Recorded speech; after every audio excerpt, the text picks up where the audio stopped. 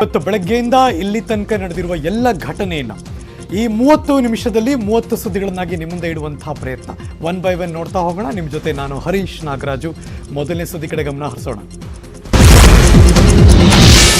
ರಾಜ್ಯಸಭೆಯಲ್ಲಿ ಮಾತನಾಡಿದ್ರು ಪ್ರಧಾನಿ ನರೇಂದ್ರ ಮೋದಿ ಅವರು. ಕೃಷಿ ಕಾಯ್ದೆ ವಿರುದ್ಧ ರೈತರು ನಡೆಸುತ್ತಿರುವ ಪ್ರತಿಭಟನೆಗೆ ಬೇಸರ ವ್ಯಕ್ತಪಡಿಸಿದ್ದಾರೆ.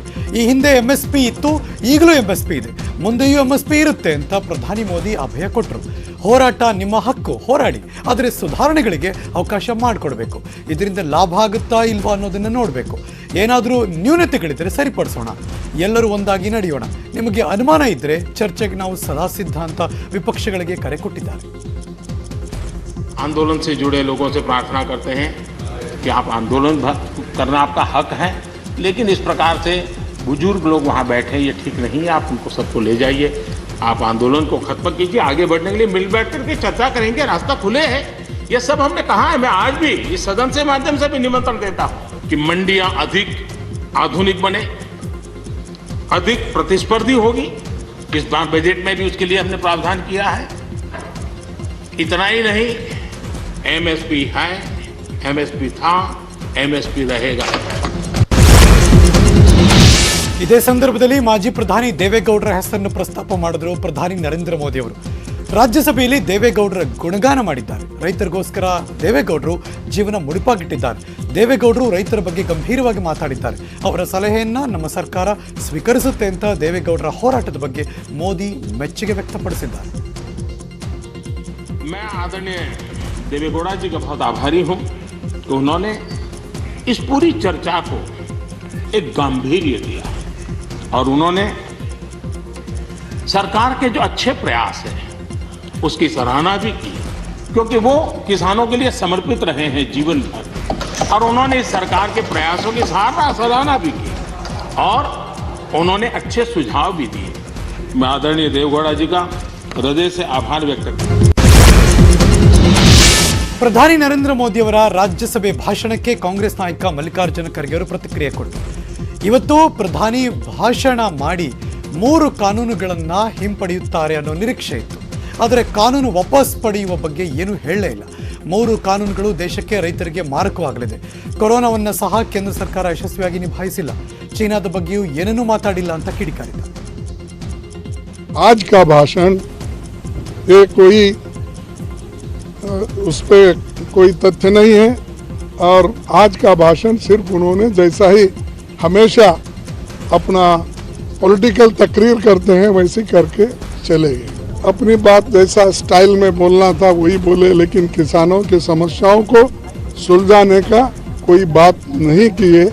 इसीलिए हम ये सोचते रहे कि प्राइम मिनिस्टर जब इतना बड़ा सब जगह एक मूवमेंट चल रहा है तो इसके बारे में कुछ ना कुछ बोलेंगे, लेकिन वो कुछ नहीं बोले, अपनी बात रखकर वो चले गए. तो इसीलिए हम ऐसे चीज़ों को ರೈತರ ಪ್ರತಿಭಟನೆಗೆ ಸಂಬಂಧಿಸಿ ಸುಳ್ಳು ಸುದ್ದಿ ಹರಡಿಸುತ್ತಿರುವ ಆರೋಪದಲ್ಲಿ 1178 ಪಾಕಿಸ್ತಾನಿ, ಖಲಿಸ್ತಾನಿ ಟ್ವಿಟರ್ ಖಾತೆಗಳನ್ನು ತೆರವುಗೊಳಿಸುವಂತೆ ಕೇಂದ್ರ ಸರ್ಕಾರ ಟ್ವಿಟರ್ಗೆ ಸೂಚನೆ ಕೊಟ್ಟಿದೆ. ಈ ಟ್ವಿಟರ್ ಖಾತೆಗಳು ಸರ್ಕಾರದ ಆದೇಶಗಳನ್ನು ಸಂಪೂರ್ಣವಾಗಿ ಅನುಸರಿಸಿಲ್ಲ ಅಂತ ಸೂಚನೆ ಕೊಟ್ಟಿದೆ. ರೈತರ ಪ್ರತಿಭಟನೆಗೆ ಸಂಬಂಧಿಸಿದ ಈ ಹಿಂದೆಯೂ ಕೂಡ ಕೆಲವು ಟ್ವಿಟರ್ ಖಾತೆಗಳನ್ನು ಬ್ಲಾಕ್ ಮಾಡುವಂತೆ ಕೇಂದ್ರ ಸರ್ಕಾರ ಸೂಚಿಸಿತ್ತು. ರೈತರ ಪ್ರತಿಭಟನೆಗೆ ಸಂಬಂಧಪಟ್ಟ ಹಾಗೆ ಸುಳ್ಳು ಮತ್ತು ಪ್ರಚೋದನಕಾರಿ ವಿಚಾರಗಳನ್ನು ಹಂಚಿಕೊಂಡಿದ್ದ 250 ಖಾತೆಗಳನ್ನು ಟ್ವಿಟರ್ ಬ್ಲಾಕ್ ಮಾಡಿತ್ತು. 4 ವರ್ಷದ ವನವಾಸದ ಬಳಿಕ ಕೊನೆಗೂ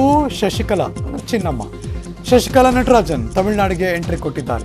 ಜೈಲಿನಿಂದ ಬಿಡುಗಡೆಯಾಗಿ ವಾರವಾದರೂ ಜ್ಯೋತಿಷಿಗಳ ಮಾತಿನಂತೆ ಬೆಂಗಳೂರನ್ನ ಬಿಟ್ಟಿರಲಿಲ್ಲ. ಇವತ್ತು ಬೆಳಂಬೆಳಗ್ಗೆ ಬೆಂಗಳೂರಿಂದ ಹೊರಟರು ಶಶಿಕಲಾ ಅವರು. ಭಾರೀ ಭದ್ರತೆ ಕೊಟ್ಟಿದ್ರು. ಹೊಸೂರು ಗಡಿವರೆಗೂ ಕೂಡ ಬೆಂಗಳೂರು ಪೊಲೀಸರು ಸೆಕ್ಯೂರಿಟಿ ಕೊಟ್ಟರು. ಈ ವೇಳೆ ಶಶಿಕಲಾ ಬೆಂಬಲಿಗರ ದಂಡೇ ನೆರೆದಿತ್ತು. ತಮಿಳಿಗರ ಚಿನ್ನಮ್ಮಗೆ ಹೊಸೂರು ಗಡಿಯಲ್ಲಿ ಅದ್ಧೂರಿ ಸ್ವಾಗತ ಕೊಟ್ಟರು. ನೆಚ್ಚಿನ ನಾಯಕಿಯನ್ನು ನೋಡೋದಕ್ಕೆ ಅಭಿಮಾನಿಗಳು ಮುಗಿಬಿದ್ದರು. ಅದಾದ್ಮೇಲೆ ಅಲ್ಲಿಂದ ಚೆನ್ನೈಗೆ ಹೊರಟರು ಶಶಿಕಲಾ ಅವರು. ಅವರ ಜೊತೆ ಕೇವಲ 5 ವಾಹನಗಳಷ್ಟೇ ಅವಕಾಶ ಕೊಡಲಾಯಿತು. ದಾರಿ ಮಧ್ಯೆ ಹೊಸೂರು ಗಡಿಯಲ್ಲಿರುವ ದೇವಸ್ಥಾನಕ್ಕೆ ತೆರಳಿದ್ರು ಶಶಿಕಲಾ. ಅಲ್ಲಿ ಪೂಜೆ ಮಾಡಿದ್ರು. ಇನ್ನು ಶಶಿಕಲಾ ಅವರನ್ನ ಬರಮಾಡಿಕೊಳ್ಳೋದಕ್ಕೆ ಕೃಷ್ಣಗಿರಿ ಟೋಲ್ ಬಳಿ ಕಾಯ್ತಿದ್ದ ಬೆಂಬಲಿಗ 2 ಕಾರುಗಳು ಹೊತ್ತಿ ಉರಿದಿದೆ. ಶಶಿಕಲಾ ಬರ್ತಿದ್ದ ಹಾಗೆ ಪಟಾಕಿ ಸಿಡಿಸೋದಕ್ಕೆ ಅಂತ ಕಾರ್ನಲ್ಲಿಟ್ಟಿದ್ರು ಅನ್ನೋ ಶಂಕೆ ವ್ಯಕ್ತ ಆಗಿದೆ. ಇದರಿಂದಲೇ ಬೆಂಕಿ ತಗುಲಿರಬಹುದು, ಕಾರು ಸುಟ್ಟು ಹೋಗಿರಬಹುದು ಅಂತ ಅಂದಾಜಿಸಲಾಗಿದೆ. ಯಾಕೆಂದರೆ ಕಾರಿಗೆ ಬೆಂಕಿ ಬೀಳ್ತಿದ್ದಾಗಲೇ ಜೋರಾಗಿ ಪಟಾಕಿ ಶಬ್ದ ಕೇಳಿಸ್ತು. ಹೀಗಾಗಿ ಕಾರ್ನಲ್ಲಿ ಪಟಾಕಿ ಇಟ್ಟಿರಬಹುದು ಅನ್ನೋ ಅನುಮಾನ ಮೂಡಿದೆ.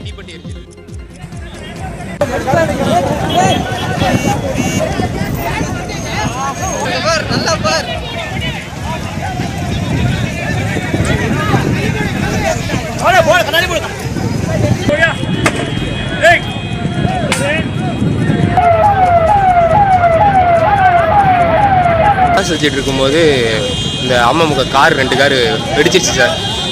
எரிஞ்சிட்டு இருக்கு, தீப்பெட்டி எரிஞ்சிட்டு இருக்கு.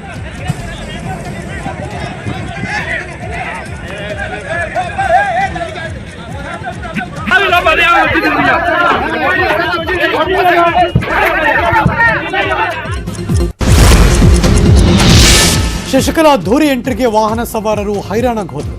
ಬೆಂಗಳೂರಿಂದ ಹೊಸೂರು ಗೇಟ್ವರೆಗೆ ಶಶಿಕಲಾ ಅವರಿಗೆ ಭಾರಿ ಭದ್ರತೆ ನೀಡಲಾಗಿತ್ತು. ಹೀಗಾಗಿ ಎಲ್ಲ ಕಡೆ ಟ್ರಾಫಿಕ್ ಜಾಮ್ ಆಯಿತು. ವಾಹನ ಸವಾರರು ಪರದಾಡ್ತಿದ್ರು. ಸರಿಸುಮಾರು 2 ಗಂಟೆಗಳ ಕಾಲ ವಾಹನ ಸಂಚಾರ ಸ್ಥಗಿತಗೊಂಡಿತ್ತು. ಇದರ ವಿರುದ್ಧ ಕಿಡಿಕಾರದರು ವಾಹನ ಸವಾರರು. ಜೈಲಿಂದ ಬರುತ್ತಿರೋರಿಗೆ ಈ ರೀತಿ ಸ್ವಾಗತ ಬೇಕಾ? ಸಂಚಾರ ಸ್ಥಗಿತ ಮಾಡಿ ಜನರಿಗೆ ಯಾಕೆ ತೊಂದರೆ ಕೊಡ್ತೀರಾ ಅಂತ ಆಕ್ರೋಶ ವ್ಯಕ್ತಪಡಿಸಿದರು.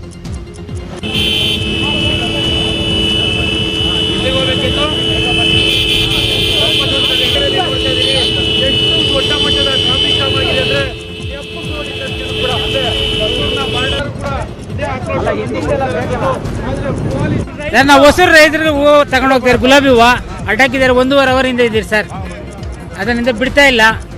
ಎಷ್ಟು ಕೇಳ್ತಾ ಇದ್ದೀರಿ, ಇನ್ನೂ ಬಿಡ್ತಾನೆ ಇಲ್ಲ ಸರ್. ಬಂಧುವಾರ ಆಯಿತು, ಬೇಗ ಬಂದು ಹೋಗಬೇಕು, ಬಿಡಲ್ಲ. ಬಂಧುವಾರ ಆಯಿತು. ವರ್ಷದಿಂದ ಬೆಳೆದಿರ್ತಾರೆ ರೈತರು ಹೂವು. ಇವತ್ತು ಎತ್ಕೊಂಡೋಗಿಲ್ಲ ಮಾರ್ಕೆಟ್ಗೆ ಅಂದ್ರೆ ತಿಪ್ಪೆಲ್ಲಿ ಹಾಕ್ಬೇಕು. ಅವರು ಗೌರ್ಮೆಂಟ್ ಕೊಡು ತಕಾಸು. ಎಷ್ಟು ಒಂದ್ ದಿವಸ ಯಾರನ್ನ ಮಾಡ್ತಾರೆ, ಅವ್ರು ಪೊಲೀಸ್ ಆಗ್ಲಿ, ಅವ್ರ ಗೌರ್ಮೆಂಟ್ ಆಗ್ಲಿ, ಯಾರು ಬಂದು ಕೇಳ್ತಾರೆ ಇದನ್ನ ಆನ್ಸರ್? ಎಲ್ಲಿ ಸರ್? ಆವಾಗಿಂದ 1 ಅವರ್ ಇಂದ ನಿಂತಿದೆ. ಕರೆಕ್ಟ್ 10 ಗಂಟೆಗೆ ಬ್ಲಾಕ್ ಮಾಡಿದವ್ರು ನಮ್ಗೆ ಸಂಬಳ ಯಾರು ಕೊಡ್ತಾರೆ? 1 ಅವರ್ ಇಲ್ಲ ಮನೆಗೆ ಹೋಗೋಣ ಅಂದ್ರೆ ಇವ್ರು ರಿವರ್ಸ್ ಕೂಡ ಬಿಡ್ತಾ ಇಲ್ಲ. ಹೆಂಗ್ ಮಾಡೋಣ ನಾವು? ಟ್ರಾಫಿಕ್ ಜಾಮ್ ಮಾಡಿದಿರಲ್ಲ, ಸಾಮಾನ್ಯ ಪ್ರಜೆ ಹೆಂಗೆ ಜೀವನ ಮಾಡೋದು? ಯಾರೋ ಜೈಲಿಂದ ಬರೋರಿಗೆ ಇಷ್ಟೊಂದು ಎನ್ಕರೇಜ್ ಮಾಡ್ತಾರೆ ಅಂದ್ರೆ ನಮ್ಮ ಇಂಡಿಯಾ ಹೆಂಗೆ ಉದ್ಧಾರ ಆಗತ್ತೇಳಿ? ಅಲ್ಲ, ಯಾವ ತರ ಉದ್ಧಾರ ಆಗತ್ತೇಳಿ? ಶಶಿಕಲಾ ತಮಿಳುನಾಡಿಗೆ ವಾಪಸ್ ಆಗ್ತಿದ್ದಾಗೇನೆ ತಮಿಳು ರಾಜಕೀಯದಲ್ಲಿ ಭಾರಿ ಬಿರುಗಾಳಿನೇ ಎದ್ದಿದೆ. ಚಿನ್ನಮ್ಮ ಎಂಟ್ರಿಯಿಂದ ಹೊಸ ಲೆಕ್ಕಾಚಾರ ಶುರುವಾಗಿದೆ. ಚುನಾವಣೆ ಮೇಲೆ ಶಶಿಕಲಾ ಕಣ್ಣಿಟ್ಟಿದ್ದಾರೆ. ಹೀಗಾಗಿ ಈ ಬಾರಿಯ ಎಲೆಕ್ಷನ್ಗೆ ಹೊಸ ಪಕ್ಷ ಕಟ್ತಾರ ಅನ್ನೋ ಮಾತುಗಳು ಕೂಡ ಕೇಳಿ ಬರ್ತಾ ಇದೆ. ಈ ಸುದ್ದಿ ಹರಿದಾಡ್ತಾ ಇದ್ದಾಗನೇ AIADMKಗೆ ಹೊಸ ಟೆನ್ಷನ್ ಶುರುವಾಗಿದೆ. ಇದೇ ಕಾರಣಕ್ಕೋಸ್ಕರ ಶಶಿಕಲಾ ಅದ್ದೂರಿ ಸ್ವಾಗತಕ್ಕೆ ತಮಿಳುನಾಡು ಪೊಲೀಸರು ಬ್ರೇಕ್ ಹಾಕಿದ್ದಾರೆ. AIADMK DMK ನಡುವೆ ಬಿಜೆಪಿ ಹೊಸ ಲೆಕ್ಕಾಚಾರ ಹಾಕ್ತಾ ಇದೆ. ಅಷ್ಟೇ ಅಲ್ಲ, ಕಮಲ್ ಹಾಸನ್ ಕೂಡ ರಾಜಕೀಯಕ್ಕೆ ಧುಮುಕಿದ್ದಾರೆ. ಒಂದು ವೇಳೆ ಶಶಿಕಲಾ ಚುನಾವಣಾ ಕಣಕ್ಕಿಳಿದ್ರೆ ಮತ ವಿಭಜನೆ ಆಗೋದು ಗ್ಯಾರಂಟಿ. ಹೀಗಾಗಿ ಎಲ್ಲ ಪಕ್ಷಗಳಿಗೂ ಚಿನ್ನಮ್ಮ ನಡುಕ ಶುರುವಾಗಿದೆ. ಶಶಿಕಲಾ ಅವರಿಗೆ ನೀಡಲಾಗ್ತಿರೋ ಅದ್ದೂರಿ ಸ್ವಾಗತಕ್ಕೆ ವಾಟಾಳ್ ನಾಗರಾಜ್ ಆಕ್ರೋಶ ವ್ಯಕ್ತಪಡಿಸಿದ್ದಾರೆ. ಅವರು ಜೈಲಿಗೆ ಹೋಗಿದ್ದು ಯಾವ ಕಾರಣಕ್ಕೆ? ಜೈಲು ಅಂದರೆ ಅದೇನು ರೆಸಾರ್ಟ? ಮಜಾ ಮಾಡೋಕ್ಕಲ್ಲಿ ಹೋಗಿದ್ದ?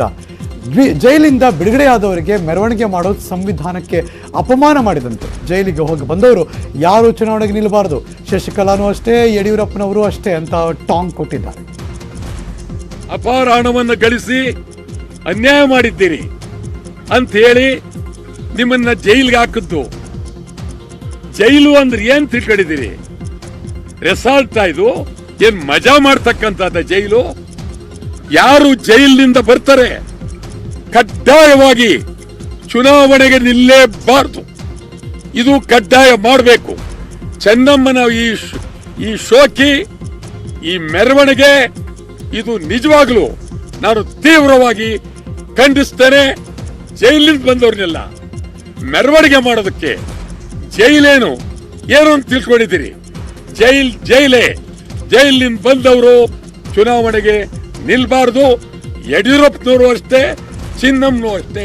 ನಮಸ್ಕಾರ. ವಿಧಾನ ಪರಿಷತ್ ಸಭಾಪತಿ ಸ್ಥಾನಕ್ಕೆ ನಡೆಯಲಿರುವ ಚುನಾವಣೆಗೆ ಮೈತ್ರಿ ಅಭ್ಯರ್ಥಿಯಾಗಿ ಜೆಡಿಎಸ್ನ ಬಸವರಾಜ ಹೊರಟ್ಟಿ ನಾಮಪತ್ರ ಸಲ್ಲಿಸಿದ್ದಾರೆ.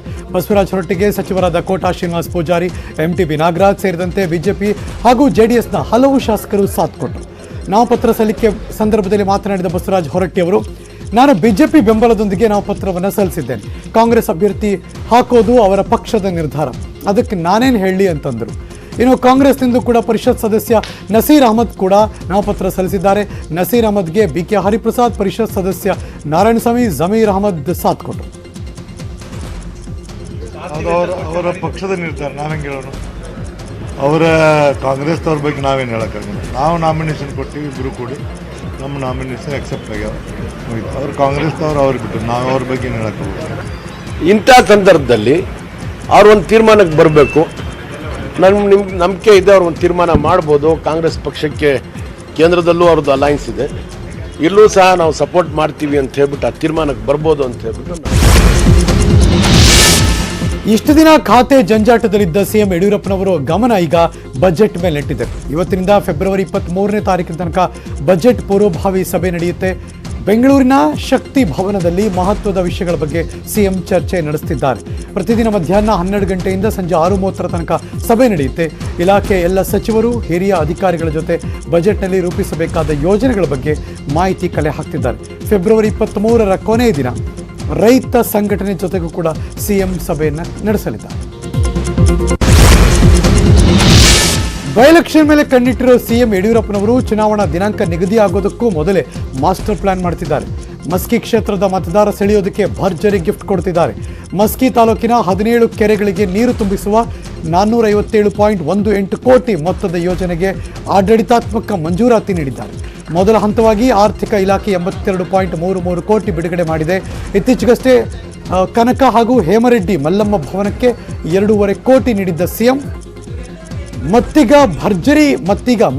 ಭರ್ಜರಿ ಗಿಫ್ಟ್ ಅನ್ನು ಕೊಟ್ಟಿದ್ದಾರೆ. ಅಭಿವೃದ್ಧಿ ಹೆಸರಿನಲ್ಲಿ ಗೆಲುವ ಸಾಧಿಸೋದಕ್ಕೆ ಕಮಲ ನಾಯಕರು ರಣತಂತ್ರವನ್ನು ರೂಪಿಸುತ್ತಿದ್ದಾರೆ. ಸಕ್ಕರೆನಾಡು ಮಂಡ್ಯದಲ್ಲಿ ಜೆಡಿಎಸ್ ಟಿಕೆಟ್ ಫೈಟ್ ಶುರುವಾದಂತೆ ಕಾಣಿಸ್ತಾ ಇದೆ. 2023ಕ್ಕೆ ಚುನಾವಣೆಗೆ ಈಗಿನಿಂದಲೇ ಟಿಕೆಟ್ ಲೆಕ್ಕಾಚಾರ ಶುರುವಾಗಿದೆ. ನಾಗಮಂಗಲ ಕ್ಷೇತ್ರದ ಟಿಕೆಟ್ಗೋಸ್ಕರ ಹಾಲಿ ಶಾಸಕ ಹಾಗೂ ಮಾಜಿ ಸಂಸದ ನಡುವೆ ಟಿಕೆಟ್ ಸಮರ ಶುರುವಾಗಿದೆ. ನಾಗಮಂಗಲದ ಮೇಲೆ ಕಣ್ಣಿಟ್ಟಿರೋ ಮಾಜಿ ಸಂಸದ ಎಲ್.ಆರ್. ಶಿವರಾಮೇಗೌಡರು ಶಾಸಕ ಸುರೇಶ್ ಗೌಡರಿಂದ ಕ್ಷೇತ್ರ ಗಿಟ್ಟಿಸಿಕೊಳ್ಳೋದಕ್ಕೆ ಪ್ಲಾನ್ ಮಾಡ್ತಿದ್ದಾರಂತೆ. ಹಾಗಾಗಿ ಈಗಿನಿಂದಲೇ ಕ್ಷೇತ್ರದ ಟಿಕೆಟ್ಗೆ ಶಿವರಾಮೇಗೌಡರು ಟವಲ್ ಹಾಕಿದ್ದು ಭಾರೀ ಕುತೂಹಲ ಕೆರಳಿಸ್ತಾರೆ. ಕೋಲಾರದ ನರಸಾಪುರ ಗ್ರಾಮ ಪಂಚಾಯಿತಿ ಅಧ್ಯಕ್ಷ ಉಪಾಧ್ಯಕ್ಷ ಚುನಾವಣೆಗೆ ಬೌನ್ಸರ್ಗಳು ಎಂಟ್ರಿ ಕೊಟ್ಟಿದ್ದಾರೆ. ಸಂಸದರ ಭದ್ರತೆಗೆಂದೇ ಮಾಜಿ ಶಾಸಕ ವರ್ತೂರು ಪ್ರಕಾಶ್ ಬಣದ ಬೆಂಬಲಿಗರು ಬೌನ್ಸರ್ಗಳನ್ನು ಕರ್ಕೊಂಡ್ಬಂದಿದ್ದಾರೆ. ಆದರೆ ಚುನಾವಣೆ ಕೇಂದ್ರದೊಳಗೆ ಬೌನ್ಸರ್ಗಳು ಹೋಗೋದಕ್ಕೆ ಪೊಲೀಸರು ನಿರಾಕರಿಸಿದ್ದಾರೆ. ಈ ವೇಳೆ ಮಾತಿಗೆ ಮಾತು ಬೆಳೀತು. ಪೊಲೀಸರು ಲಾಠಿ ರುಚಿ ತೋರಿಸಿದರು.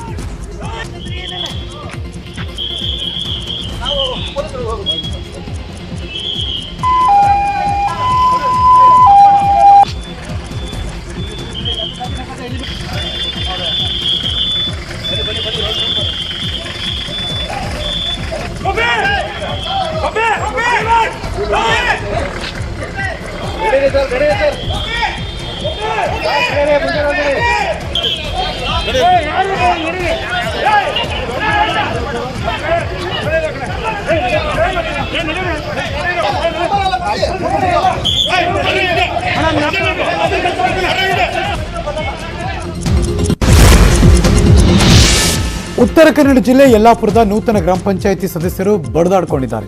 ಅಧ್ಯಕ್ಷ ಉಪಾಧ್ಯಕ್ಷ ಆಯ್ಕೆ ಸಂಬಂಧ ಪ್ರವಾಸಕ್ಕೆ ಅಂತ ಹೋದ ಸದಸ್ಯರು ಧಾರವಾಡ ಜಿಲ್ಲೆಯ ಕಲಘಟಗಿ ಡಾಬಾವೊಂದರಲ್ಲಿ ಕಂಠಪೂರ್ತಿ ಕುಡಿದರು. ಈ ಸಂದರ್ಭದಲ್ಲಿ ಮಾತಿಗೆ ಮಾತು ಬೆಳೀತು.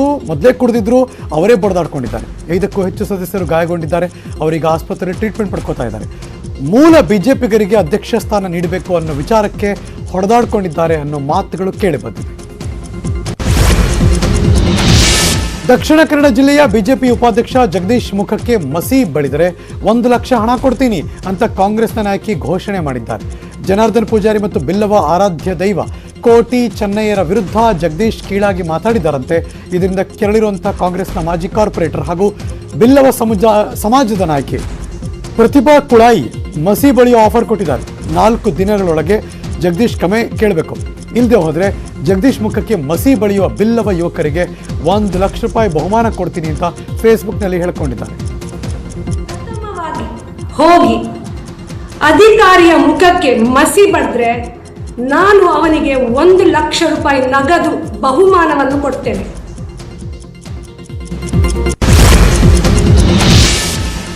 ಜಿಲ್ಲಾ ಪಂಚಾಯಿತಿ ಸದಸ್ಯ ಯೋಗೀಶ್ ಗೌಡ ಕೊಲೆ ಪ್ರಕರಣ ಸಿಬಿಐ ಕೋರ್ಟ್ನಿಂದ ಜನಪ್ರತಿನಿಧಿಗಳ ವಿಶೇಷ ನ್ಯಾಯಾಲಯಕ್ಕೆ ಶಿಫ್ಟ್ ಆಗಿದೆ. ವಿನಯ್ ಕುಲಕರ್ಣಿ ಪರ ವಕೀಲರು ಬೆಂಗಳೂರಿನಲ್ಲಿರುವಂತಹ ಜನಪ್ರತಿನಿಧಿಗಳ ವಿಶೇಷ ನ್ಯಾಯಾಲಯಕ್ಕೆ ಶಿಫ್ಟ್ ಮಾಡುವಂತೆ ಮನವಿ ಸಲ್ಲಿಸಿದರು. ಇದಕ್ಕೆ ಸಿಬಿಐ ಆಕ್ಷೇಪ ಸಲ್ಲಿಸದ ಹಿನ್ನೆಲೆಯಲ್ಲಿ ಪ್ರಕರಣವನ್ನು ಜನಪ್ರತಿನಿಧಿಗಳ ವಿಶೇಷ ನ್ಯಾಯಾಲಯಕ್ಕೆ ಶಿಫ್ಟ್ ಮಾಡಲಾಗಿದೆ. ಕೊಲೆ ಕೇಸಲ್ಲಿ ಜೈಲು ಸೇರಿರೋ ವಿನಯ್ ಕುಲಕರ್ಣಿ ಪ್ರಕರಣ ಇನ್ನು ಮುಂದೆ ಬೆಂಗಳೂರಲ್ಲೇ ನಡೆಯುತ್ತೆ. ಫೇಸ್ಬುಕ್ ಬಳಸೋರು ಸ್ವಲ್ಪ ಹುಷಾರಾಗಿರಬೇಕು. ಯಾಕೆಂದರೆ ನಿಮಗೆ ಗೊತ್ತಿಲ್ಲದಂತೆ ನಿಮ್ಮ ಹೆಸರಿನಲ್ಲಿ ದುಡ್ಡು ಮಾಡೋ ಖದೀಮರಿದ್ದಾರೆ. ನಿಮ್ಮ ಹೆಸರಿನ ಅಕೌಂಟ್ಗೆ ನಿಮ್ಮ ಫ್ರೆಂಡ್ಸ್ಗೆ ರಿಕ್ವೆಸ್ಟ್ ಹೋಗುತ್ತೆ. ಆಮೇಲೆ ಮೆಸೆಂಜರ್ನಲ್ಲಿ ಹಣ ಕೇಳಿ ನಿಮ್ಮ ಮರ್ಯಾದೆ ತೆಗಿತಾರೆ. ಚಿಕ್ಕಮಗಳೂರಿನಲ್ಲಿ ಇಂಥದ್ದೇ ಘಟನೆಯೊಂದು ತಿಳಿದು ಬಂದಿದೆ. ಬ್ಯಾಂಕ್ನಲ್ಲಿ ಕೆಲಸ ಮಾಡ್ತಿರೋ ಆದರ್ಶ್ ಅನ್ನೋ ಯುವಕನ ಅಕೌಂಟಿಂದ ಒಂದಷ್ಟು ಫೋಟೋ ಕದ್ದು ಹೊಸದೊಂದು ಅಕೌಂಟ್ ಕ್ರಿಯೇಟ್ ಮಾಡಿದ್ದಾರೆ. ಅದಾದಮೇಲೆ ಆದರ್ಶ್ ಹೆಸರಿನಲ್ಲಿ ಅಕೌಂಟ್ ಕ್ರಿಯೇಟ್ ಮಾಡಿ ಆತನ ಸ್ನೇಹಿತರಿಗೆ ಫ್ರೆಂಡ್ಸ್ ರಿಕ್ವೆಸ್ಟ್ ಕಳಿಸ್ಕೊಟ್ಟಿದ್ದಾರೆ. ಇದಾದ ಸ್ವಲ್ಪ ದಿನಕ್ಕೆ ಐ ಆಮ್ ಸೀರಿಯಸ್, ಆಸ್ಪತ್ರೆಯಲ್ಲಿ ಅಡ್ಮಿಟ್ ಆಗಿದ್ದೀನಿ, ಹಣ ಕೊಡಿ ಪ್ಲೀಸ್ ಅಂತ ಮೆಸೇಜ್ ಕಳಿಸ್ಕೊಟ್ಟಿದ್ದಾರೆ. ಇದನ್ನು ನಂಬಿ ಕೆಲವರು ಹಣವನ್ನು ಕಳಿಸ್ಕೊಟ್ಟಿದ್ದಾರೆ. ಬಾಗಲಕೋಟೆ ಜಿಲ್ಲೆಯ ಎಳಕಲ್ನಲ್ಲಿ ಶಾಪಿಂಗ್ ಕಾಂಪ್ಲೆಕ್ಸ್ ಹೊತ್ತಿ ಉರಿದಿದೆ. ಇತ್ತೀಚೆಗಷ್ಟೇ ಉದ್ಘಾಟನೆಗೊಂಡಿದ್ದ 5 ಅಂತಸ್ತಿನ ಕಟ್ಟಡದ 30 ಅಂಗಡಿಗಳಲ್ಲಿನ ವಸ್ತುಗಳು ಸುಟ್ಟು ಭಸ್ಮ ಆಗಿದೆ. ಶಾರ್ಟ್ ಸರ್ಕ್ಯೂಟ್ನಿಂದ ಹೊತ್ತಿಕೊಂಡ ಬೆಂಕಿ ಇಡೀ ಕಟ್ಟಡವನ್ನೇ ವ್ಯಾಪಿಸಿತ್ತು. ಬೆಳಗ್ಗೆವರೆಗೂ ಕಾರ್ಯಾಚರಣೆ ನಡೆಸಿದ ಅಗ್ನಿಶಾಮಕ ಸಿಬ್ಬಂದಿ ಬೆಂಕಿ ನಂದಿಸಿದ್ದಾರೆ. ಸೂಪರ್ ಮಾರ್ಕೆಟ್, ಬೇಕರಿ, ಸೀರೆ ಅಂಗಡಿ ಹೀಗೆ 10 ಅಂಗಡಿಗಳು ಬೆಂಕಿಗೆ ಆಹುತಿಯಾಗಿದೆ. ಸುಮಾರು 20 ಕೋಟಿ ಮೌಲ್ಯದ ವಸ್ತುಗಳು ಸುಟ್ಟು ಕರಕಲಾಗಿದೆ. ಅಂಗಡಿ ಮಾಲೀಕರು ಈಗ ಕಣ್ಣೀರಿಟ್ಟಿದ್ದಾರೆ.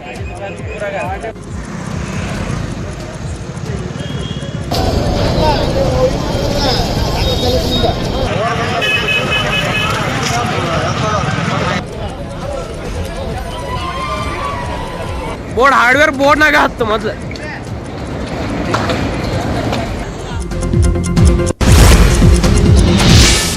ಉತ್ತರಾಖಂಡ್ನ ಚಮೋಲಿಯಲ್ಲಿ ಸಂಭವಿಸಿದ ಭಾರೀ ಹಿಮಕುಸಿತದಿಂದಾಗಿ ತಪೋವನ್ ಡ್ಯಾಮ್ ಸಂಪೂರ್ಣವಾಗಿ ಕೊಚ್ಚಿ ಹೋಗಿದೆ. ಇದುವರೆಗೂ 14 ಮಂದಿಯ ಶವ ಪತ್ತೆಯಾಗಿದೆ. 203ಕ್ಕೂ ಹೆಚ್ಚು ಜನ ನೀರಲ್ಲಿ ಕೊಚ್ಚಿ ಹೋಗಿದ್ದಾರೆ. ಸದ್ಯ ರಕ್ಷಣಾ ಪಡೆಗಳಿಂದ ನಾಪತ್ತೆಯಾದವರ ಶೋಧ ಕಾರ್ಯ ನಡೀತಾ ಇದೆ. ತಪೋವನ್ ಅಣೆಕಟ್ಟು ಬಳಿ ಕೊರೆಯುತ್ತಿದ್ದ ಸುರಂಗ ಸುವರ್ಣ ಸಂಪೂರ್ಣ ಮುಚ್ಚೋಗಿದೆ. 40ರಿಂದ 50 ಮಂದಿ ಸುರಂಗದಲ್ಲಿ ಸಿಕ್ಕಾಕೊಂಡಿದ್ದಾರೆ ಅಂತ ಹೇಳಲಾಗ್ತಾ ಇದೆ. ಇದರಲ್ಲಿ ಕೆಲವರು ಬದುಕಿರೋ ಸಾಧ್ಯತೆ ಇರೋದ್ರಿಂದ ರಕ್ಷಣಾ ಪಡೆ ಭರದಿಂದ ಕಾರ್ಯಾಚರಣೆ ನಡೆಸುತ್ತಿದ್ದಾರೆ. ತಪೋವನ್ ವಿದ್ಯುತ್ ಯೋಜನೆ ಕಾಮಗಾರಿ ಸಂಪೂರ್ಣ ನೆಲಸಮ ಆಗಿದೆ. 30 ಸುದ್ದಿಯಲ್ಲಿ ಇನ್ನು 10 ಸುದ್ದಿಗಳು ಬಾಕಿ ಇದೆ. ಅದಕ್ಕೂ ಮುಂಚೆ ಒಂದು ಬ್ರೇಕ್ ತಗೊಂಡ್ಬರ್ತೀವಿ. ಎಲ್ಲೂ ಹೋಗದೆ ಕಾಯ್ತಾ ಇದೆ. ಒನ್ ಬೈ ಒನ್ ನೋಡ್ತಾ ಹೋಗೋಣ. ಲೆಟ್ಸ್ ಸಿ ಮೊದಲನೇ ನ್ಯೂಸ್. ಪೈಲಟ್ ಪ್ರಾಜೆಕ್ಟ್ ಆಗಿ ಮೊದಲ ಮಾಡ್ಯುಲಾರ್ ಐಸಿಯು ಅನ್ನ ಸಿಎಂ ಯಡಿಯೂರಪ್ಪನವರು ಇವತ್ತು ಉದ್ಘಾಟನೆ ಮಾಡಿದ್ರು. ಕ್ಯಾಮೆರಾ ಮೂಲಕ ಸೆಂಟ್ರಲೈಸ್ಡ್ ಆನ್ಲೈನ್ ಚಿಕಿತ್ಸೆ ಸಹಕಾರಿಯಾಗುತ್ತೆ. ರಾಜ್ಯದಲ್ಲೇ ಮೊದಲ ಬಾರಿಗೆ 100 ಹಾಸಿಗೆಗಳ ಮಾಡ್ಯುಲಾರ್ ಐಸಿಯು ಘಟಕ ತಲೆ ಎತ್ತಿದೆ. ಬೆಂಗಳೂರಿನ ಕೆಸಿ ಜನರಲ್ ಆಸ್ಪತ್ರೆ ಆವರಣದಲ್ಲಿ ಈ ಘಟಕವನ್ನು ಸ್ಥಾಪನೆ ಮಾಡಿದ್ದಾರೆ. 50 ಐಸಿಯು ಘಟಕಗಳಿಗೆ ಸರ್ಕಾರ ಖರ್ಚು ಭರಿಸಿದರೆ ಇನ್ನುಳಿದ 50 ಐಸಿಯು ಘಟಕಗಳಿಗೆ ದಾನಿಗಳು ಹಣ ಕೊಟ್ಟಿದ್ದಾರೆ. ಈ ಬಗ್ಗೆ ಮಾತನಾಡಿದ ಮುಖ್ಯಮಂತ್ರಿ ಯಡಿಯೂರಪ್ಪನವರು, ಆಸ್ಪತ್ರೆ ಸುಸಜ್ಜಿತವಾಗಿದೆ, ಅತ್ಯಂತ ಉಪಯುಕ್ತ ಸಲಕರಣೆಗಳಿವೆ, 2100ಕ್ಕೂ ಹೆಚ್ಚು ಕೋವಿಡ್ ರೋಗಿಗಳಿಗೆ ಆಸ್ಪತ್ರೆಯಲ್ಲಿ ಟ್ರೀಟ್ಮೆಂಟ್ ಅನ್ನು ಕೊಡಬಹುದು. ನಿನ್ನೆ ರಾಷ್ಟ್ರಪತಿಗಳು ರಾಜ್ಯದ ಆರೋಗ್ಯ ಕ್ಷೇತ್ರದಲ್ಲಿನ ಉತ್ತಮ ಕಾರ್ಯನಿರ್ವಹಣೆಗೆ ಮೆಚ್ಚುಗೆ ವ್ಯಕ್ತಪಡಿಸಿದ್ದಾರೆ ಅಂತ ಸಂತೋಷ ವ್ಯಕ್ತಪಡಿಸಿದರು.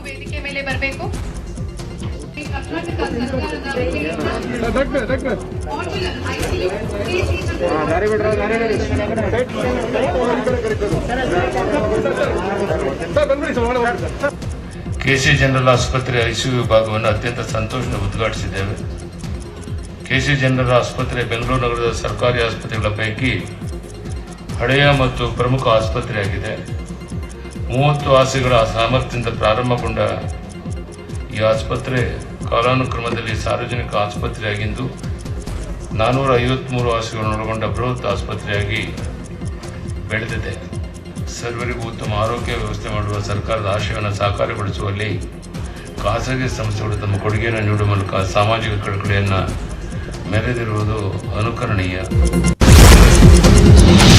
ಕೊರೋನಾ ಟೈಮ್ನಲ್ಲಿ ರಾಜ್ಯ ಸರ್ಕಾರ 10 ಲಕ್ಷ ಬೆಡ್, 10 ಲಕ್ಷ ಮಂಚ, 10 ಲಕ್ಷ ವೆಂಟಿಲೇಟರ್ ತರಿಸಿದ್ದೀವಿ ಅಂತ ಮಾಹಿತಿ ಕೊಟ್ಟಿತ್ತು. ಇದಕ್ಕೆಂದೇ ಕೋಟಿ ಹಣ ಖರ್ಚು ಮಾಡಲಾಗಿತ್ತು. ಹಾಗಾದರೆ ಈಗ ಆ ಮಂಚಗಳನ್ನು ಎಲ್ಲಿಟ್ಟಿದ್ದೀರಿ, ಹಾಸಿಗೆ ವೆಂಟಿಲೇಟರ್ ಎಲ್ಲಿ ಹೋಯಿತು ಅಂತ ಸಿಎಂ ಯಡಿಯೂರಪ್ಪನವರ ವಿರುದ್ಧ ವಾಟಾಳ್ ನಾಗರಾಜ್ ಆಕ್ರೋಶ ವ್ಯಕ್ತಪಡಿಸಿದ್ದಾರೆ. ಕೊರೋನಾ ಟೈಮ್ನಲ್ಲಿ ಮಾಡಿದಂಥ ಖರ್ಚು ವೆಚ್ಚದ ಬಗ್ಗೆ ಶ್ವೇತಪತ್ರ ಹೊರಡಿಸಬೇಕು, ಇಲ್ಲದಿದ್ದರೆ ರಾಜೀನಾಮೆ ಕೊಡಬೇಕು ಅಂತ ಸಿಎಂ ವಿರುದ್ಧ ಕಿಡಿಕಾರರು.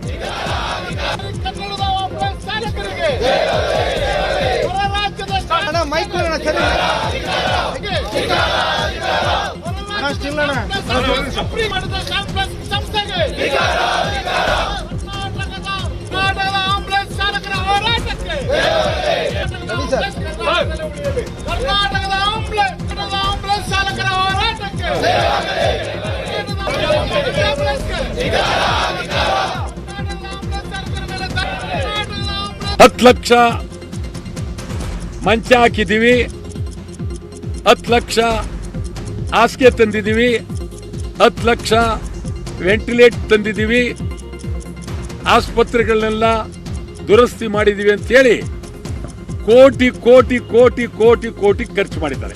ಎಲ್ಲಿಟ್ಟಿದ್ದೀರಿ? ಹಾಸಿಗೆ ಎಲ್ಲಿಟ್ಟಿದ್ದೀರಿ? ಕೂಡಲೇ ಕೊಡ್ಬೇಕು ನೀವು, ಇಲ್ಲ ನೀವು ರಾಜೀನಾಮೆ ಕೊಡಬೇಕು. ಸತೀಶ್ ಜಾರಕಿಹೊಳಿ ಅವರು ತಮ್ಮ ಮಗಳಿಗೆ ರಾಜಕೀಯದ ತರಬೇತಿ ಕೊಡ್ತಿದ್ದಾರಾ ಅನ್ನೋ ಅನುಮಾನ ಶುರುವಾಗಿದೆ. ಯಾಕೆಂದ್ರೆ ಸತೀಶ್ ಜಾರಕಿಹೊಳಿ ಅವರ ಪುತ್ರಿ ಹಲವು ದಿನಗಳಿಂದ ಸಾರ್ವಜನಿಕ ಕಾರ್ಯಕ್ರಮಗಳಲ್ಲಿ ಹೆಚ್ಚಾಗಿ ಕಾಣಿಸಿಕೊಳ್ತಿದ್ದಾರೆ. ಇದೀಗ ದಾವಣಗೆರೆಯಲ್ಲಿ ನಡೆಯುತ್ತಿರುವಂತಹ ವಾಲ್ಮೀಕಿ ಜಾತ್ರೆಯಲ್ಲೂ ಕೂಡ ಸತೀಶ್ ಅವರ ಪುತ್ರಿ ಹೆಚ್ಚಿನ ಗಮನ ಸೆಳೆದಿದ್ದಾರೆ. ವಾಲ್ಮೀಕಿ ಮಠದ ಪ್ರಸನ್ನಾನಂದಪುರಿ ಸ್ವಾಮೀಜಿ ಪಕ್ಕದಲ್ಲೇ ಪ್ರಿಯಾಂಕಾ ಅವರು ವೇದಿಕೆಯನ್ನು ಹಂಚಿಕೊಂಡಿದ್ದಾರೆ. ಮೊದಲೇ ಬೆಳಗಾವಿ ಕುಟುಂಬ ರಾಜಕಾರಣಕ್ಕೆ ಫೇಮಸ್ಸು. ಇದರ ಬೆನ್ನಲ್ಲೇ ಸತೀಶ್ ಜಾರಕಿಹೊಳಿ ಅವರ ಪುತ್ರಿ ಹೆಚ್ಚಾಗಿ ಸಾರ್ವಜನಿಕ ಕಾರ್ಯಕ್ರಮದಲ್ಲಿ ಕಾಣಿಸ್ಕೊಳ್ತಿದ್ದಾರೆ. ಇದಕ್ಕೆ ಮುಂಚೆನೇ ಸತೀಶ್ ಜಾರಕಿಹೊಳಿ ಅವರು ಹೇಳಿದ್ರು, ಮಕ್ಕಳನ್ನ ಕರ್ಕೊಬರ್ತಿದ್ದೀನಿ, ಪರಿಚಯಿಸ್ತಾ ಇದ್ದೀನಿ ಅಂತ. ಸೊ ಹಾಗಾಗಿ ಅದರ ಮುಂದಿನ ಭಾಗ ಇದೀಗ ಎಲ್ಲಾ ಕಡೆ ಅವ್ರು ಕಾಣಿಸ್ಕೊಳ್ತಿರೋದು ಮುಂದಿನ ರಾಜಕೀಯ ಹಾದಿಯಲ್ಲಿ ಕುತೂಹಲವನ್ನು ಮೂಡಿಸ್ತಾ ಇದೆ. ವಿಜಯಪುರದ ಯುವಕರು ಹುಚ್ಚಾಟದ ವಿಡಿಯೋ ಎಲ್ಲಾ ಕಡೆ ವೈರಲ್ ಆಗ್ತಾ ಇದೆ. ಏನಪ್ಪಾ ಅಂದ್ರೆ, ಸ್ಪೀಡ್ ಆಗಿ ಕಾರು ಚಲಾಯಿಸುತ್ತಿದ್ದ ಸಂದರ್ಭದಲ್ಲಿ ಯುವಕರು ಡ್ರೈವರ್ ಸೀಟ್ನಲ್ಲಿ ಅದಲು ಬದಲು ಮಾಡಿಕೊಂಡು ಹುಚ್ಚಾಟ ಮಾಡಿದ್ದಾರೆ. ಅದನ್ನು ವಿಡಿಯೋ ಕೂಡ ಮಾಡಿದ್ದಾರೆ. ಯುವಕರು ಫೇಸ್ಬುಕ್ನಲ್ಲಿ ಅಪ್ಲೋಡ್ ಕೂಡ ಮಾಡಿದ್ದಾರೆ. ನಿವೃತ್ತ ಪೊಲೀಸ್ ಅಧಿಕಾರಿ ಪುತ್ರನೇ ಈ ರೀತಿ ಹುಚ್ಚಾಟ ಮಾಡಿರೋದಕ್ಕೆ ಸಾರ್ವಜನಿಕರು ಆಕ್ರೋಶ ವ್ಯಕ್ತಪಡಿಸಿದ್ದಾರೆ.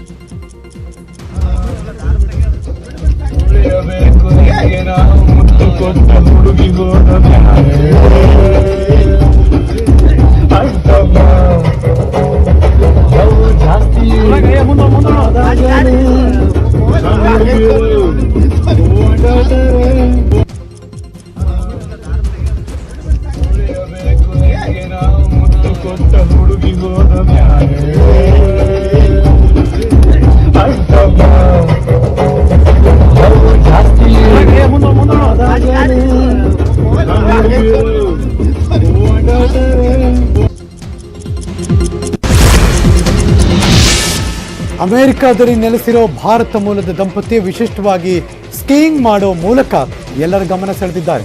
ಸ್ಕೀಯಿಂಗ್ ಮಾಡುವಾಗ ದಿವ್ಯಾ ಸೀರೆನುಟ್ಟರೆ ಮಧು ಧೋತಿ ಹಾಕಿ ಎಲ್ಲರ ಅಚ್ಚರಿಗೆ ಕಾರಣವಾಗಿದ್ದಾರೆ. ಹಿಂದೂ ಸಂಪ್ರದಾಯದ ಡ್ರೆಸ್ನಲ್ಲಿ ದಂಪತಿಗಳು ಸಾಹಸ ಮಾಡಿದ್ದಾರೆ. ವಿಡಿಯೋ ಫುಲ್ ವೈರಲ್ ಆಗಿದೆ.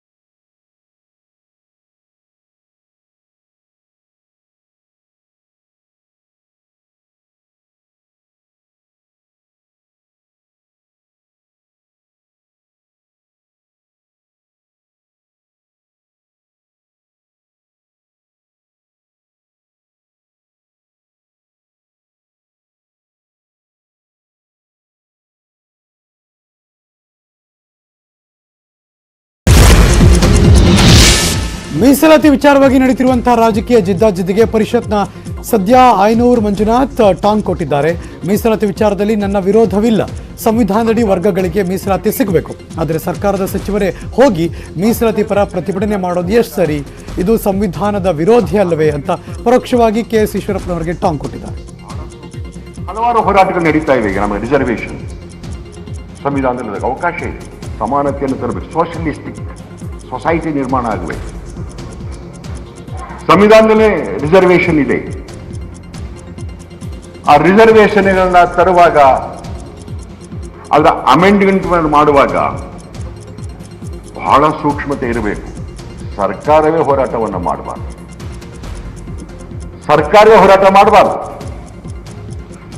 ಸರ್ಕಾರದ ಮಂತ್ರಿಗಳೇ ಹೋರಾಟವನ್ನ ಪ್ರಾರಂಭ ಮಾಡಿದರೆ ಯಾರಿಗೆ ಹೋಗಿ ಮನವಿಯನ್ನು ಕೊಡುವುದು? ಇದು ಇವತ್ತು ಮಾತ್ರ ಅಲ್ಲ, ಹಿಂದಿನ ಸರ್ಕಾರಗಳಲ್ಲಿ ನಡೀತಾ, ಹಿಂದಿನ ಸರ್ಕಾರಗಳು. ಪುಕ್ಕಟ್ಟೆ ಸಿಗುತ್ತೆ ಅಂದರೆ ನನಗೂ ಒಂದಿರಲಿ ನಮ್ಮ ಮನೆಯವ್ರಿಗೂ ಒಂದಿರಲಿ ಅನ್ನೋ ಕಾಲ ಇದು ನೋಡಿ. ಅಂಥದ್ರಲ್ಲಿ ಉಚಿತವಾಗಿ ಹೆಲ್ಮೆಟ್ ಕೊಡ್ತಾರೆ ಅಂದರೆ ಜನ ಬಿಡ್ತಾರಾ? ನೀವು ದೃಶ್ಯ ನೋಡ್ತಿದ್ದೀರಾ. ಬಳ್ಳಾರಿಯ ರಾಯಲ್ ಸರ್ಕಲ್ನಲ್ಲಿ ಸಂಜೀವಿನಿ ಟ್ರಸ್ಟ್ ವತಿಯಿಂದ ಬೈಕ್ ಸವಾರರಿಗೆ ಫ್ರೀಯಾಗಿ ಹೆಲ್ಮೆಟ್ ಕೊಡ್ತೀವಿ ಅಂತ ಅನೌನ್ಸ್ ಮಾಡಿದ್ರು. ಈ ಸುದ್ದಿ ಗೊತ್ತಾಯಿತು ನೋಡಿ, 100 ಗಂಟೆ ಜನ ಮುಗಿಬಿದ್ರು. ಇದರಿಂದಾಗಿ ಕೆಲವು ಕಾಲ ಫುಲ್ ಟ್ರಾಫಿಕ್ ಜಾಮ್ ಉಂಟಾಗಿತ್ತು. ಯಾವಾಗ ಜನಸಾಗರವೇ ಸೇರ್ತೋ ಉಚಿತ ಹೆಲ್ಮೆಟ್ ವಿತರಣೆ ಕಾರ್ಯಕ್ರಮ ಬ್ರೇಕ್ ಬಿತ್ತು.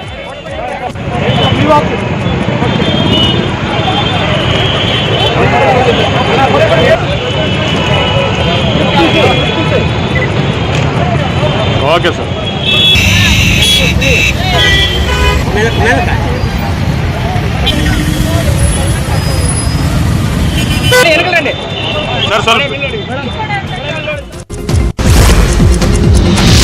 ಕೊಡಗಿನ ತಲಕಾವೇರಿಯಲ್ಲಿ ಕಳೆದ 3 ವರ್ಷಗಳಿಂದ ಮೇಲಿಂದ ಮೇಲೆ ಅನಾಹುತಗಳು ಸಂಭವಿಸುತ್ತಿರುವ ಹಿನ್ನೆಲೆಯಲ್ಲಿ ತಲಕಾವೇರಿಗೆ ಆಗಮಿಸಿದ ಆದಿಚುಂಚನಗಿರಿ ಶ್ರೀಗಳು ಶ್ರೀ ನಿರ್ಮಲಾನಂದನಾಥ ಸ್ವಾಮೀಜಿಗಳು ವಿಶೇಷ ಪೂಜೆ ಸಲ್ಲಿಸಿದರು. ಬ್ರಹ್ಮಕುಂಡಿಕೆಗೆ ಕುಂಕುಮಾರ್ಚನೆ ನೆರವೇರಿಸಿ ಮುಂದೆಂದೂ ಈ ರೀತಿಯ ಅನಾಹುತಗಳು ಸಂಭವಿಸದಂತೆ ಪ್ರಾರ್ಥನೆ ಮಾಡಿದ್ದಾರೆ. ಈ ಬಗ್ಗೆ ಮಾತನಾಡಿದ್ರು ಶ್ರೀಗಳು. ಕೊಡಗಲ್ಲಿ ಮೇಲಿಂದ ಮೇಲೆ ದುರಂತಗಳು ಸಂಭವಿಸ್ತಾ ಇದೆ, ಹೀಗಾಗಿ ಕಾವೇರಿ ಮಾತೆಗೆ ಪೂಜೆ ಸಲ್ಲಿಸಿದ್ದೀನಿ ಅಂತ.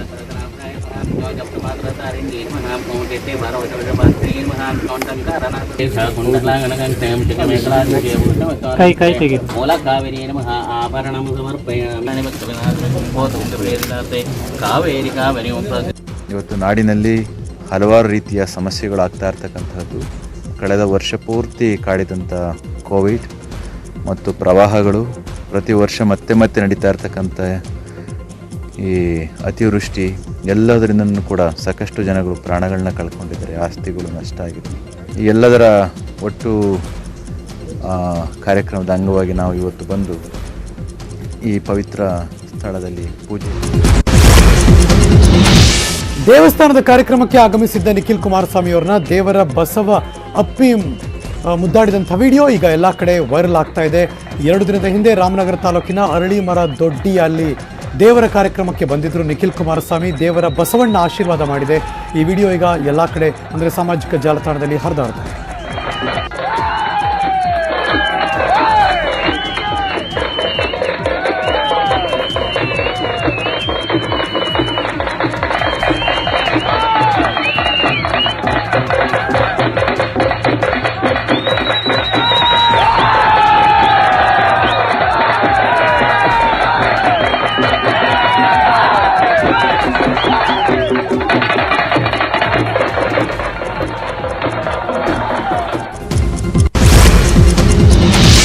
ಇಂಗ್ಲೆಂಡ್ ವಿರುದ್ಧದ ಮೊದಲ ಟೆಸ್ಟ್ ಪಂದ್ಯದಲ್ಲಿ ಭಾರತದ ಆಟಗಾರರು ಆರ್ಭಟಿಸುವಂತೆ ಕಾಣಿಸ್ತಾ ಇಲ್ಲ. ಮೊದಲ ಇನ್ನಿಂಗ್ಸ್ನಲ್ಲಿ ಭಾರತ 337 ರನ್ಗೆ ಆಲ್ಔಟ್ ಆಗಿತ್ತು. ಹೀಗಾಗಿ ಸೆಕೆಂಡ್ ಇನ್ನಿಂಗ್ಸ್ ಆರಂಭಿಸಿರೋ ಇಂಗ್ಲೆಂಡ್ನವರು 5 ವಿಕೆಟ್ ಕಳ್ಕೊಂಡು ಆಟ ಮುಂದುವರೆಸಿದ್ದಾರೆ. ಜೋ ರೂಟ್ 40 ರನ್ ಬಿಟ್ಟರೆ ಬೇರೆ ಯಾವುದೇ ಇಂಗ್ಲೆಂಡ್ ಆಟಗಾರನು ಹೆಚ್ಚು ಹೊತ್ತು ಸ್ಕ್ರೀಸ್ನಲ್ಲಿ ನಿಲ್ತಾ ಇಲ್ಲ. ಬೃಹತ್ ಟಾರ್ಗೆಟ್ ನೀಡೋ ಗುರಿ ಹೊಂದಿರೋ ಆಂಗ್ಲ ಪಡೆ ಇನ್ನಿಲ್ಲದ ಸರ್ಕಸ್ ಅನ್ನು ಮಾಡ್ತಿದ್ದಾರೆ. 241 ರನ್ಗಳ ಹಿನ್ನಡೆ ಅನುಭವಿಸಿರೋ ಭಾರತ ಆದಷ್ಟು ಬೇಗ ಇಂಗ್ಲೆಂಡ್ ಆಟಗಾರರನ್ನ ಪೆವಿಲಿಯನ್ಗೆ ಅಟ್ಟಬೇಕಾಗಿದೆ. ಇಲ್ಲಿಗೆ ಮಧ್ಯಾಹ್ನದ 30 ನಿಮಿಷದ 30 ಸುದ್ದಿ ಮುಗಿತು. ನಾನು ಹೋಗಿ ಬರ್ತೀನಿ. ಮತ್ತೆ ಸಿಗ್ತೀವಿ ಮುಂದಿನ ಸುದ್ದಿಗಳಲ್ಲಿ. ಆದರೆ ಪಕ್ಕಾ ನ್ಯೂಸ್ಗೆ ನೀವು ಯಾವಾಗಲೂ ನೋಡ್ತಾ ಇರಿ ನ್ಯೂಸ್ 18 ಕನ್ನಡ.